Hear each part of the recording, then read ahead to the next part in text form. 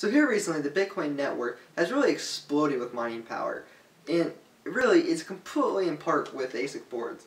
Without ASIC boards, we'd never be even close to where we're at right now.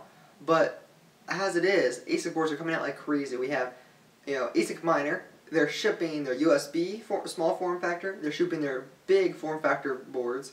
You have Avalon coming out saying they're going to produce a lot more. They're selling their chips. You have Butterfly Labs who says they might be coming out sometime soon. Who knows about that? So really, ASIC boards are just taking over the market, and that we've seen the hash rate just explode. It went from about 80 to then 90, and then around the 22nd of May, we saw it hit about 100 terahashes. It kind of jumped up and then it jumped back down. So what I think, and this is just my opinion, I think ASIC miner was testing out some new boards and kind of pushed it up over the limit. Of course, then they turned it back down once the testing was done, and the hash rate went back down. Now around the 27th of May, the 27th, 28th of May, we started to see the mining efficiency, mining hash rate, go up. And it crossed 100 terahashes again, but this time it stayed there, and it didn't really go back down. Now, like we'd all think, we think, oh, it'd stay around 100, 110, it just stay there constantly for a little while, until more boards get shipped out. No, didn't happen. Guess what happened? Right now, on June 1st, 2013, we're at 140 terahashes. 140 terahashes. So 40 terahashes have been added in over 4 days to the Bitcoin network, which is just crazy. I mean, it really is. Now, when I'm talking about when mining, there's two different types of difficulty, and I don't want to confuse our viewers too much, but you have the adjusted difficulty, and then you have the actual difficulty. The actual difficulty is changed every 14 days by the blockchain, and it's adjusted by how much the mining power is done. So the higher the mining power, the higher the difficulty goes up. If there's less people mining with less mining power, the difficulty goes down.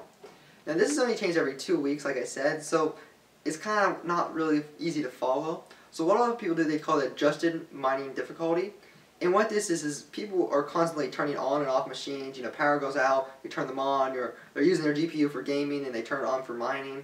So this adjusted mining difficulty is what we usually watch. And so it kind of fluctuates. Actually, the actual difficulty isn't above 80 terahashes yet. I think it's like 84, and the difficulty will change again on June 8th. And I'm thinking it'll probably hit 100 terahashes. It might not, probably come close to that. But really, everything is, the block reward and everything is all judged on the blockchain. So in the difficulty. So the difficulty is a set ratio, and it says, okay, this is how hard it is to crack a block. Well, and then the amount of people mining and the mining power goes up and down. So you have these two conflicting environments of sorts, if you want to call it that, and it really is how mining all comes together. But in the simplest of terms, mining power has went over 100 terahashes, which is a pretty big milestone for Bitcoin. Actually, at this ratio and this rate, if Avalon does start producing their chips, I'd say, and this is just highly speculative, but I'd say we'll be at 500 terahashes by December 2013.